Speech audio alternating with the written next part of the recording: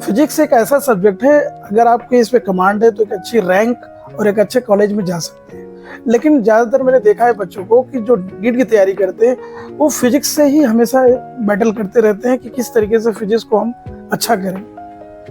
कोई 100 number 80 number इसी पे आके टिक जाते हैं और लगता है कि नंबर बढ़ ही नहीं रहा है। तो मैं आज आपको कुछ ऐसे टिप्स, ऐसे स्टेप बताने वाला हूँ जिससे फिजिक्स में आप नंबर इंप्रूव कर सकते हैं।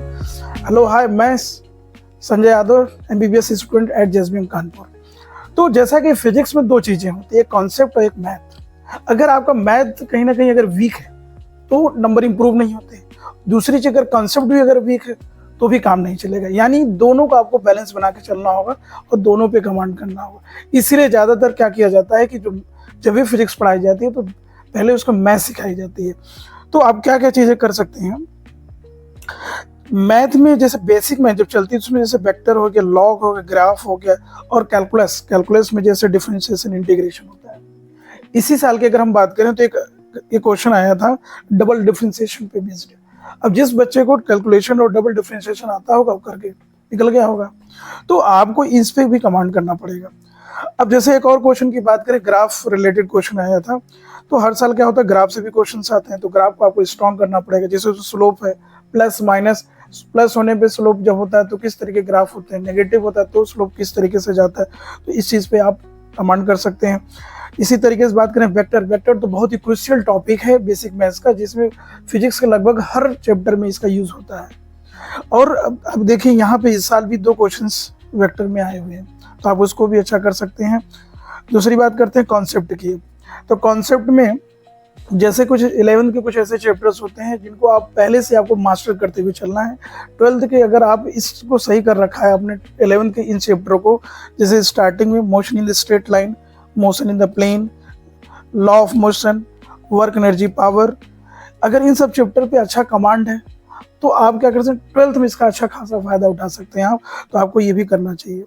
अब आते हैं किस तरीके से कॉन्सेप्ट NCERT आपको इस तरीके से फायदा करेगी। NCERT में बहुत सारे ग्राफ, बहुत सारे टेबल, बहुत सारे सॉल्व एग्जाम्पल्स होते हैं। आप उनको लाइन बाय लाइन और बारीकी से सॉल्व करिए। और क्या करिए कि आपके जो क्लासरूम नोट्स हैं उस पर टेस्ट या जो टेस्ट पेपर देते हैं वहाँ से, या जो आपके PYQ वहाँ से अगर कुछ कॉन्सेप्ट मिलता है तो आप उस क्लास नोट में ऐड ऑन कर लीजिए। अब आते हैं प्रैक्टिस कहाँ से करना चाहिए। प्रैक्टिस आपको जनरली आप वो करिए जो NCERT बेस्ड हो, वो मिल जाते हैं मार्केट पे। आप मेरा टेलीग्राम चैनल ज्वाइन कर लीजिए, मैं वहाँ पे इसके PDF प्रोवाइड करा दूंगा। अब आते हैं जैसे प्रैक्टिस के लिए नीट आप सॉल्व कर सकते हैं, नीट के PYQ सॉल्व करिए, JEE मेंस के PYQ सॉल्व करिए और टाइम लिमिट में सॉल्व करिए। पर डे आप 20-30 क्वेश्चन सॉल्व करिए विदिन 30 मिनट्स। इससे क्या होगा, आपकी स्पीड भी बढ़ेगी। इस साल जैसे पेपर बहुत लेंथी था, जिनकी स्पीड अच्छी थी वो अच्छा कर ले गए होंगे। तो आपके शुरू में ही प्रैक्टिस ऐसी होनी चाहिए, टाइम बाउंडेड होनी चाहिए। और मैं कुछ लास्ट में आपको बोनस के तौर पे एक एडवाइस देना चाहता हूँ। जैसे कुछ शिफ्ट सेम होते हैं, जैसे इलेक्ट्रोस्टैट में क्या होता है कि इलेक्ट्रोस्टैट हो गया, ग्रेविटेशनल चैप्टर हो गया।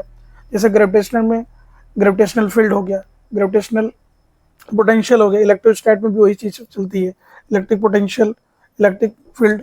तो इस तरीके से सेम चीज चलती है। Thank you, all the best.